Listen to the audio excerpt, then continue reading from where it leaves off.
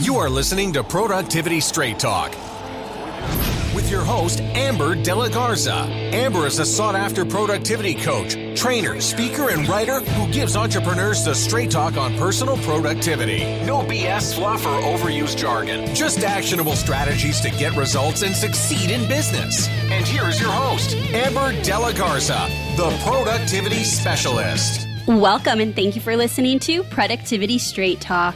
Today is episode 230, an in-depth look at the strategies I use to schedule my time. If you're a business owner who wants to improve your time management and elevate your productivity so you can maximize profits, reduce stress, and make time for what matters most, then you're in the right place, and I'm so glad you joined me. Okay, so I am taking you behind the scenes, a deep look into my own personal calendar schedule, why I do what I do, and literally holding nothing back, both personally and professionally, with what my weeks look like. Before I do want to mention that I will be offering you a free resource at the end of this episode to help you create your ideal week and schedule your time. So be sure to stay till the end, and I will be giving that link out where you can get access to it immediately and for free.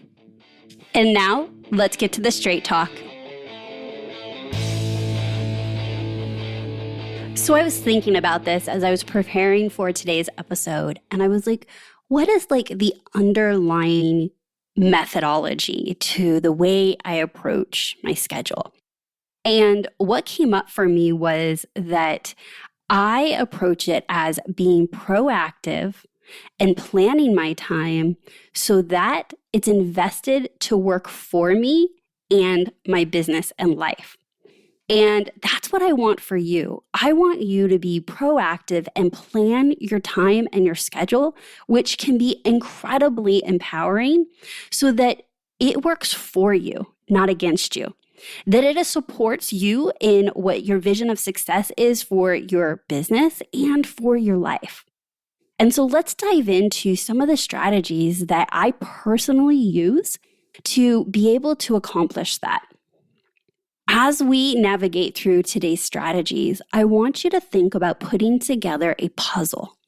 Okay, so your calendar is the puzzle. And the way I learned to put puzzles together was to find all the edge pieces, the border. And you have 1,000 pieces, but you go through and you sort out all the edges, and then you put that together, and then you work from the outside in. That is exactly what I'm going to ask you to do with your schedule as I do with my own. Before we get into my specific particulars, I do want to say that my choice for creating an ideal week or schedule is that I do it in 3-month increments. And I do that because while much of it does just get copied over and is very much the same, this allows me to evaluate and ask, is this working for me? Do I need to tweak it? Do I want to tweak it? And let's be honest, our life has seasons to it. So when I'm doing my summer schedule, it is not going to look like the fall schedule or spring schedule when my son is at school. And by doing 3 months at a time, I update my block schedule. For example, I just did this. I did it February 15th, so halfway through February, and my schedule is now done through the end of May. And so while it's not an exact quarter, I did it all the way up until my son gets out of school on May 25th. And then in a couple months, I'll reevaluate, and I'm going to determine what I want my summer block ideal week schedule to look like. And I throw that out there to say that this is going to be your version 1.0. Or maybe it's not version 1.0. Maybe you have tried ideal weeks before. You've tried scheduling many times before, and it just didn't stick for you. I want to tell you this is a process. It's a work in progress. You are going to make some assumptions. You are going to try some things to see if they work for you. And by having this set up as that you're evaluating it and looking at it and asking, okay, what is working? Great. Copy that over to the next 3 months. What is not working? Well, let's not do that again. And then what could work? Maybe in the summer, like myself in past summers, I decided I was going to go to a 4-day work week instead of a 5-day work week. And by doing that feedback loop, even around your schedule, it really allows you to adjust and be flexible. And if you have not heard about my insight feedback loop and how I use it in my business, you can go back to episode 222, where I share a wrap up of 2021, how I utilize the framework, what I call an insight feedback loop, around my business as a whole. Okay, so now that we got that out of the way and I gave you my disclosures of how frequently you may be updating your ideal week, let's start with the borders of your schedule. The very first thing that I do is actually schedule what time I'm waking up in the morning and what time I'm going to bed at night. Those are my personal borders to protect my sleep.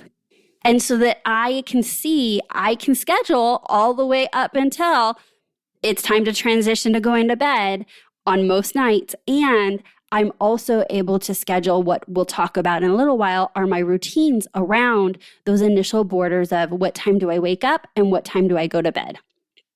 The next border that I schedule right on my calendar. So when I say schedule, I mean it literally says wake up, go to bed, morning routine. Okay. So I'm like, this is very elementary if you looked at my schedule.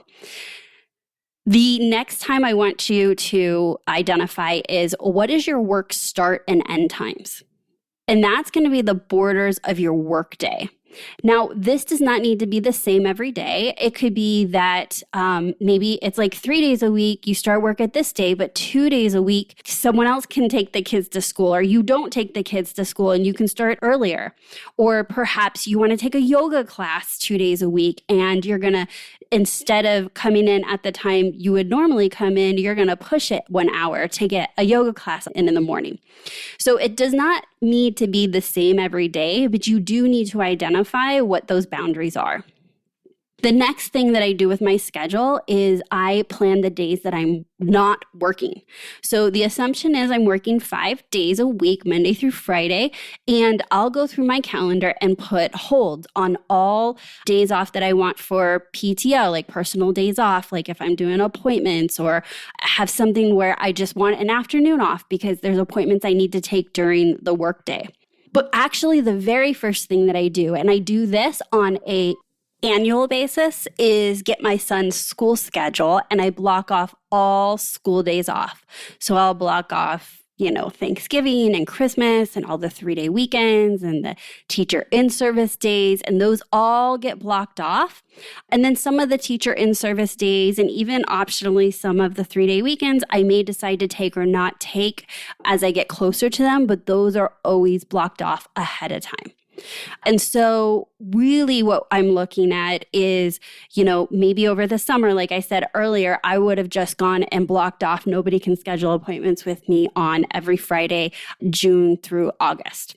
Okay. So the next thing I'm asking you to do is really, block off specific days. And here's the trick to this. This is actually how I use it, is that I block it off and it's like a hold.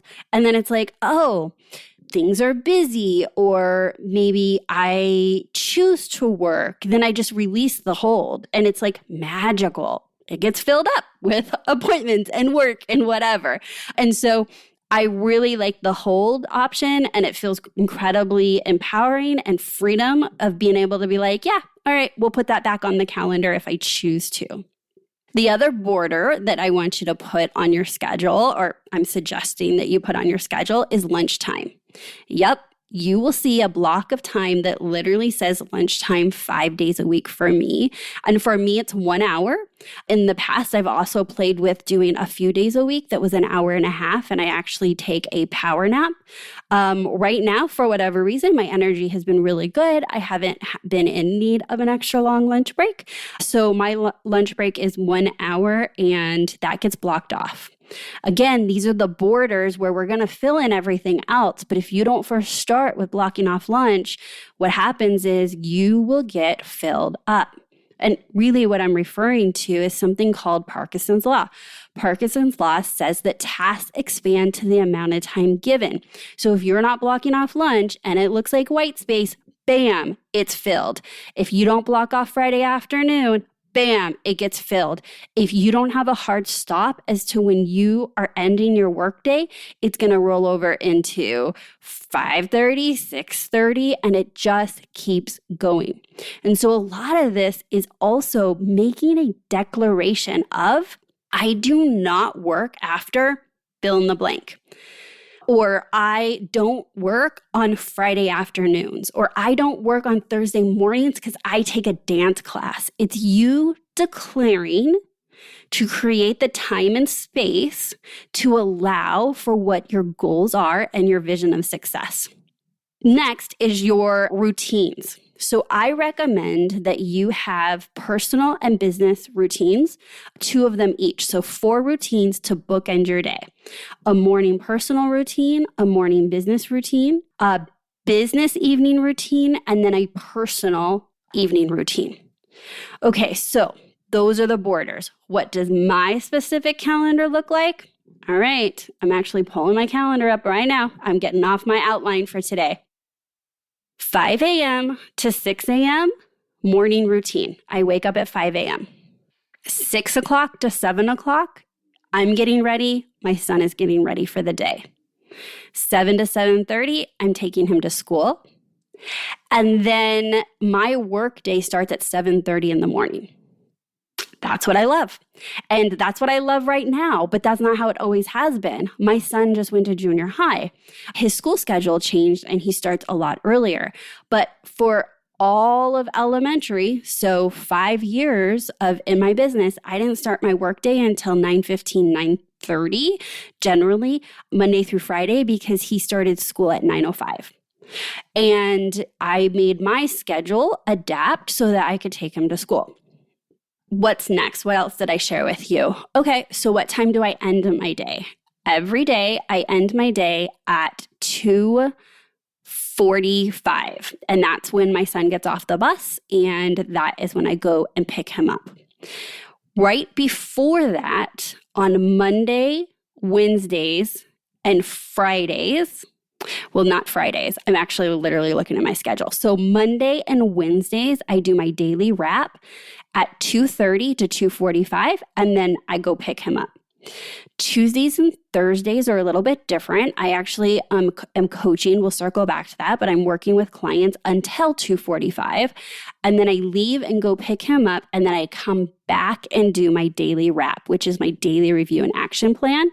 And then I am done with work on those 2 days at, I don't know, between 3:15 and 3:30. And then Wednesdays is a little bit different too. So Wednesdays, I am doing my daily wrap at 2:30, and I go pick my son up at 2:45. And then I have an hour with him, and he's getting his snacks and doing homework. And then I will come back to this, but I actually work late on Wednesday nights, and I'll share with you what that looks like. Then what time do I go to bed? Okay, you guys cannot laugh, but my bedtime is 9 o'clock. 9 o'clock so that I wake up naturally, usually without an alarm, between 4:30 and 5. I'm a girl that loves my sleep, and that's really important to me. And so my actual bedtime is 9 o'clock. And I'll be honest, a lot of days I don't even make it to 9. I naturally am falling asleep between like 8:45, 8:30, 9 o'clock. And again, this is like my vision of success is like, for a long time, I had an alarm that said, get ready for bed and like wind down and transition. And it worked, but it wasn't ideal. And I also have an alarm in the morning. Now, I do have an alarm in the morning that goes off at 6:15 in the morning to wake my son up.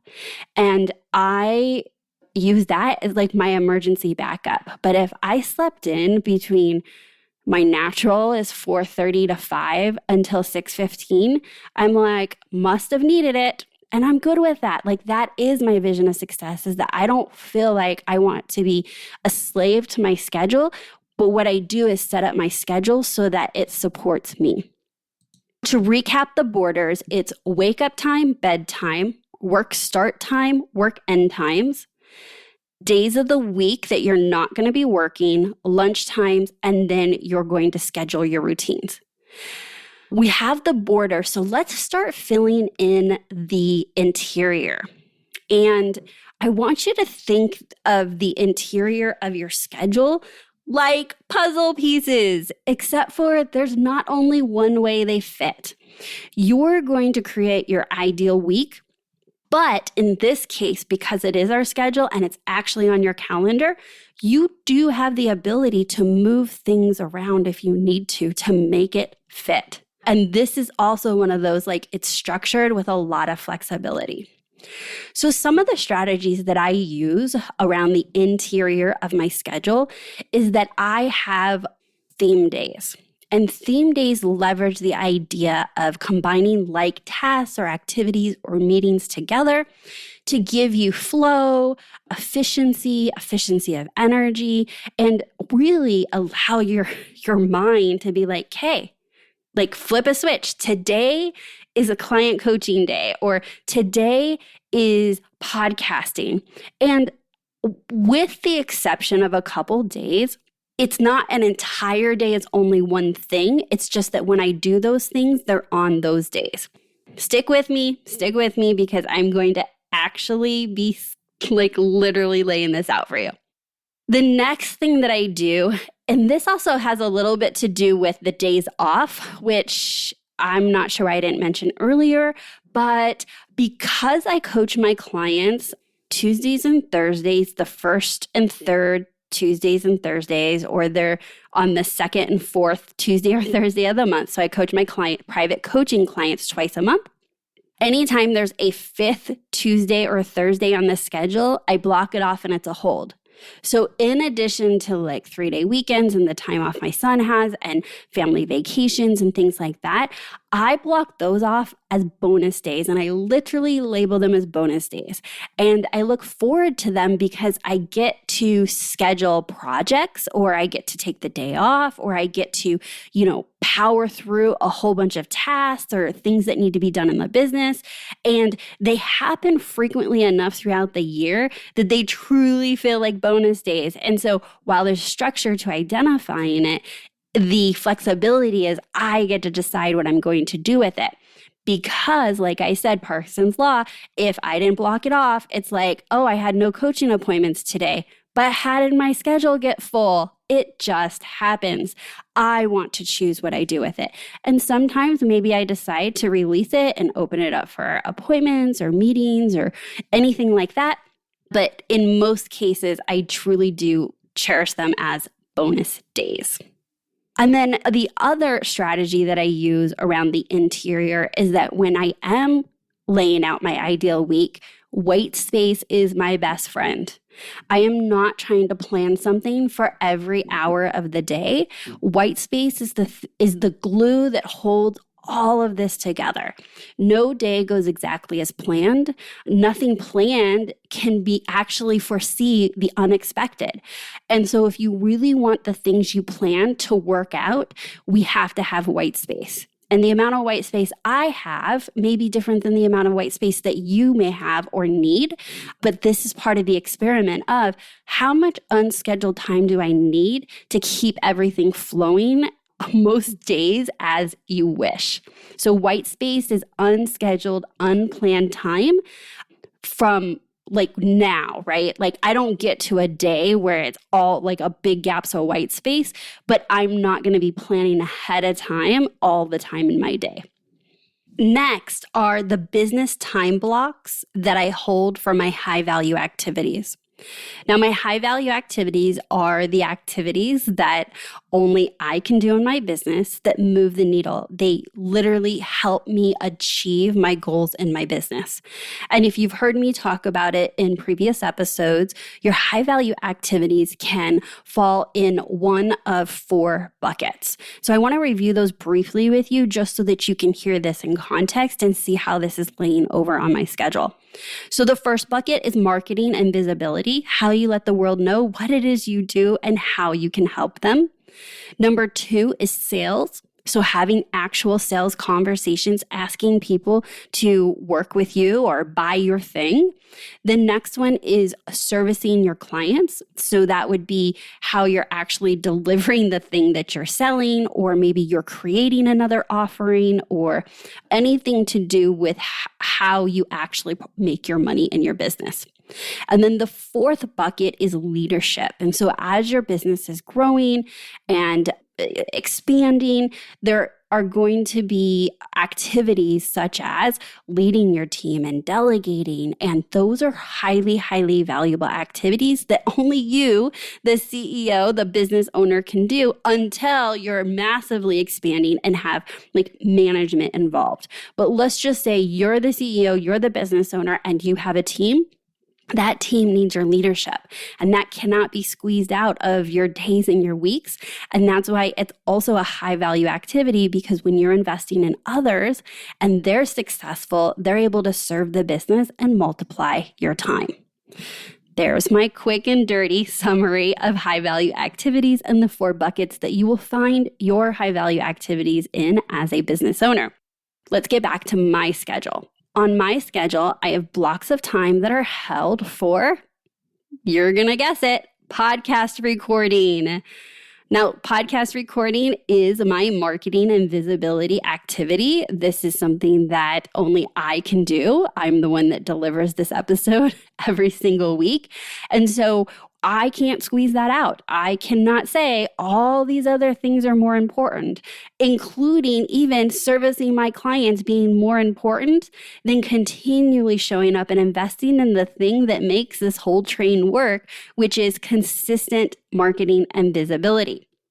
The next thing that you'll see is that we block off specific days on my schedule that are available for podcast interviews, both when I'm interviewing a guest, but really when other people are interviewing me as a guest. When I'm a guest on someone else's podcast, that's one of the strategies I use in my own business for marketing and visibility. And so we really need to be blocking off some time so that when someone says, yeah, I'd love to have her as a guest, I have that open availability. And my team, specifically Lacey, my executive assistant, knows what days of the weeks I prefer to do interviews.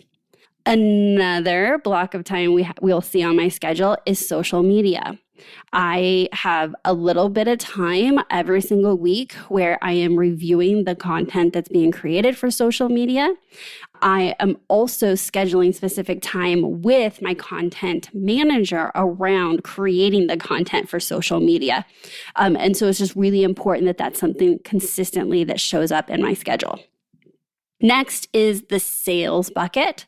And for me, very much like the podcast interviews, is we have specific days that are open on my schedule where I'm available for discovery calls for people to book automatically with me, discovery calls. And what that looks like is I open up specific times and days on my schedule. Someone applies. It's not an application per se. It's just they're giving me their information so that I know who I'm talking to. And once they submit that, the next screen that comes up says, select a time that works with your schedule. And so that's all automated, but behind the scenes, we have to tell the little program what days Amber is available. And then the other blocks of time on my schedule fall really closely in relation to theme days, which is coaching days. And I am in a state and a flow on coaching days. And my coaching days are Tuesdays and Thursdays. Every Tuesday and Thursdays, I go back to back with appointments all day long, other than lunch, with coaching appointments. The next block schedule you would see if you were looking right now at my calendar is we have blocked out times for Leverage Lab sessions that I need to host, train, teach, coach in. And those are scheduled out 2 months in advance on my schedule so that we are building around that and have adequate time for all of those sessions to serve my Leverage Lab clients. And then the next two fall under the leadership bucket. And this is one that you will see on my schedule. And I actually love, and I failed to mention that my calendar is color coded, because what I was getting ready to say is that I love when I see maroon on my calendar. Actually, I'll talk about color coding in a moment. But I have recurring meetings set up with 3 of my team members every single week. Every single week, they get a specific time, same day, same time on my schedule. And I also have on my schedule a block of time every single day where I'm reviewing the work that's being done by my team members and also delegating new work to my team members. This is so crucially important to make sure that I am not the bottleneck to my business, that things are flowing, that my team is consistently supported. And I'll tell you when I do that in the day and why in just a minute. So as a recap, it's podcast recordings, podcast interviews, social media, discovery calls, client coaching sessions, leverage lab sessions, recurring team meetings, and then reviewing and delegating my work. All right, so let me pull my calendar straight up so I can tell you I have it mostly memorized, but I'm going to tell you all the things. Podcast recordings happen on Mondays, half day on Wednesdays, and Fridays will be the times that I will make myself available and schedule out podcast recordings. I prefer to do podcast interviews on Mondays and Wednesdays. Social media is usually Friday mornings and when I meet with Crystal, which I'll share in a moment when I meet with her. Discovery calls are Mondays and Wednesdays and half days on Fridays. If I'm working Friday afternoons, that's available for discovery calls. Client coaching sessions, as I said before, are Tuesdays and Thursdays. And Leverage Lab falls on Mondays, Wednesdays, and Fridays. And then recurring team meetings. So I start every Monday with a meeting at 9 a.m. my time with Lacey, my executive assistant. And that meeting runs between 1 hour and 1.5 hours. And we are reviewing all things from the administrative side, any projects going on, my schedule, specifically going through my client roster, who do we need to talk to, what's up for her this week, what if anything, I need to be made aware of. We work off of an agenda and we flow between an hour and an hour and a half. And then Sabrina is my back end, all things automation and technology. And I also meet with her scheduled for an hour and a half, but we roll between an hour and a half, whatever is needed for that week. We're also running off of an agenda and we are working through all of my ideas and projects and things that are happening behind the scenes. And she is my person where I can just, download what it is I'm trying to accomplish or what I want. And then she does all the detailed work to make it happen. I meet with Sabrina at 7:30 in the morning because she's in the Philippines. On that day, I flip my schedule a little bit. And what I would normally do at 7:30, I do at 9 o'clock. And so I just go straight into a meeting with her. And then I get into my morning business routine, which I'll share in a moment with you. Okay. And then on Wednesdays, so check this out. So Wednesdays, I meet with Crystal at 4 p.m. to 6 p.m. We've met at this time for years and years. It's outside of my normal work day. It works just fine for me. It works best for her. And the reason I meet with her for 2 hours is because we're generally creating content. Like this is where we're creating the outlines and the ideas for the podcast. And we're writing the sales emails and working on promotions and oh my gosh, all the things. And so it's been 2 hours a week and it's a working meeting. We're actually marking things off and I'm downloading things out of my head and things are being created and done in that meeting. And then one other thing that I think you might find interesting is that once a month on a Wednesday, Crystal and I meet from 7:30 in the morning till 1:30 in the afternoon. So I think that's 6 hours straight.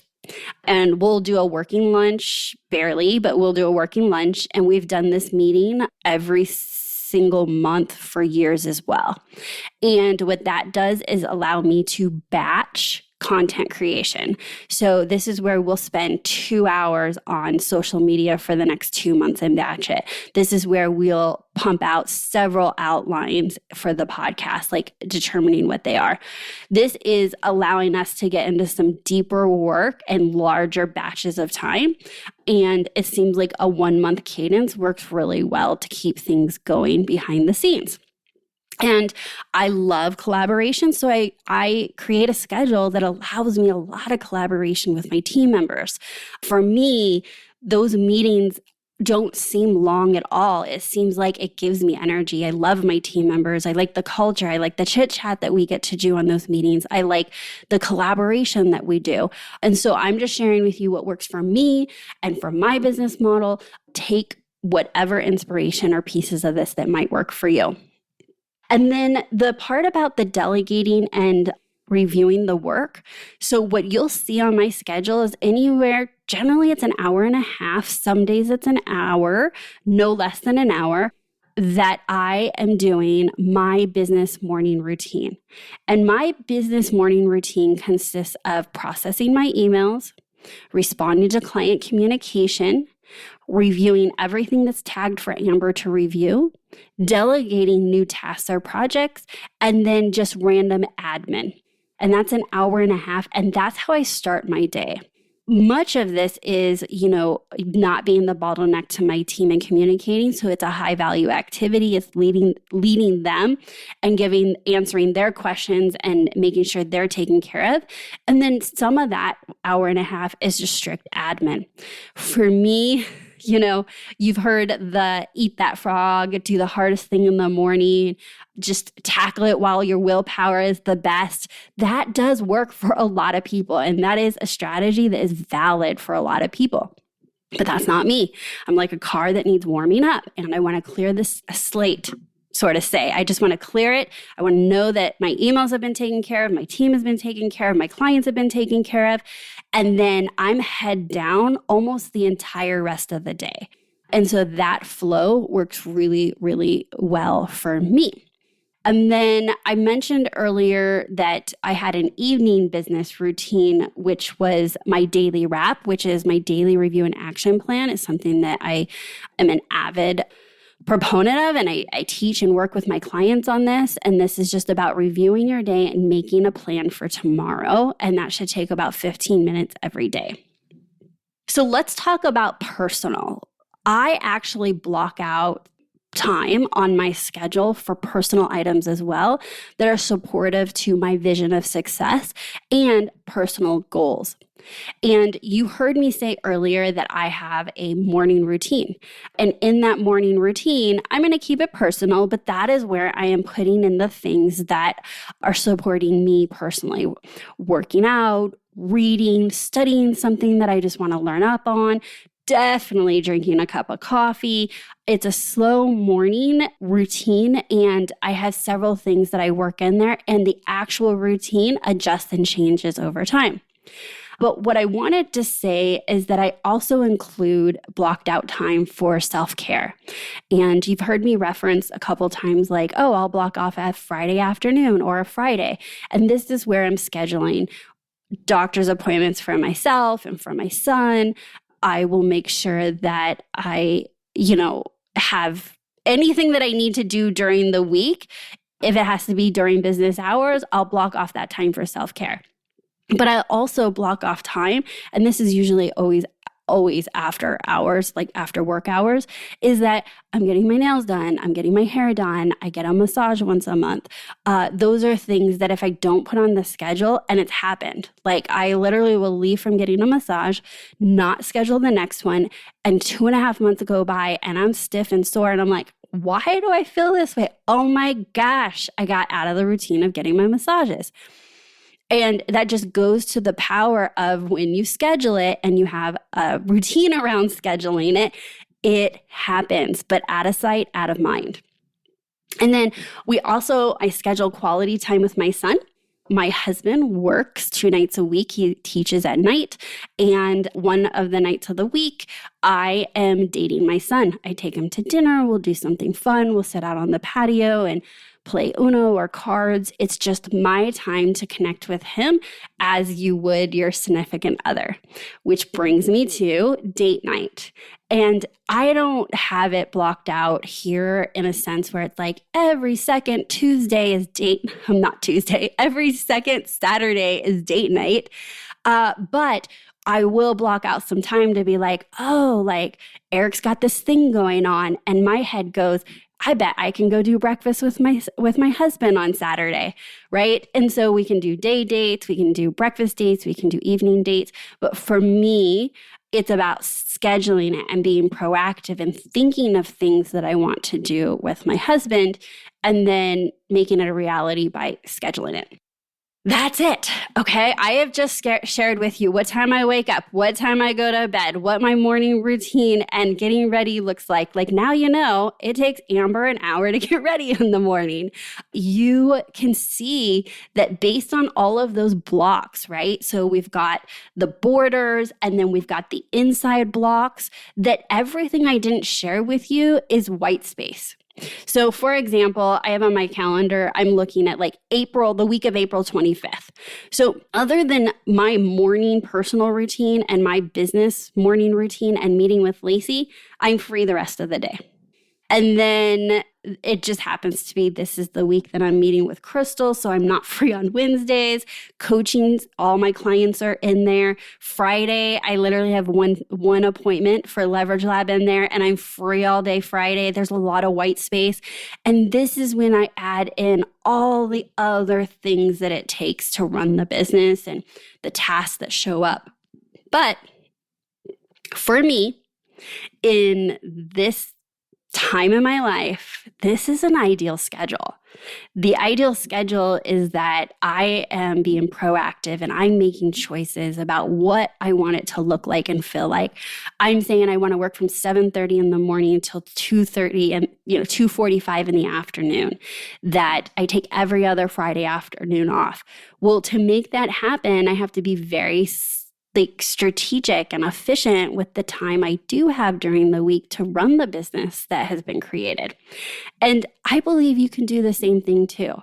I believe that what I'm sharing with you today, I believe it, but what I know is that what I'm sharing with you today is version, 75 plus. Like I just pulled that number out of my head, but it's 10 years in the making. I've been in business for over 10 years.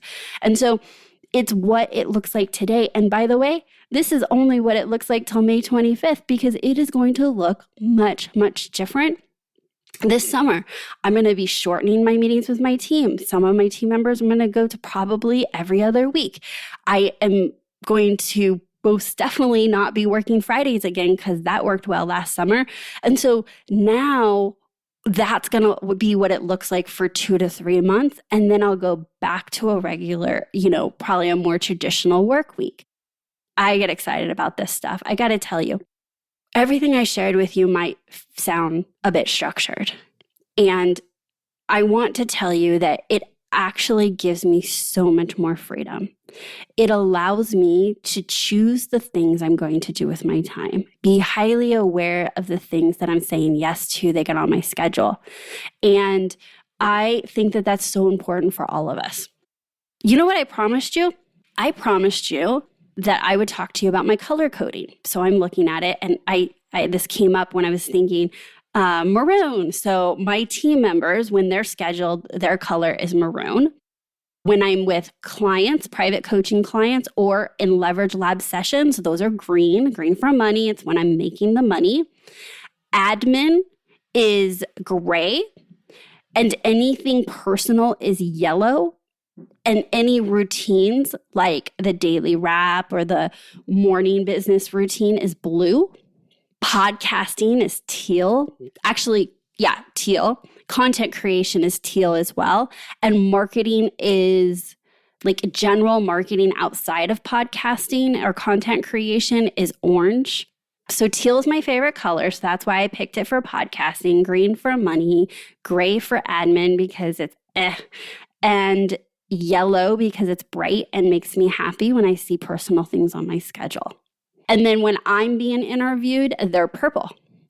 And that's about it for the color coding. I try to keep it super simple. It allows me to also see what the cadence and the balance is to my schedule. So if I see a whole bunch of gray, I'm like, that's strange. Or if I see green splattered everywhere, that means, wow, how did I get off of my theme days of when I'm actually working with clients? And it's just a visual representation of what an ideal week would look like for me with regards to color coding.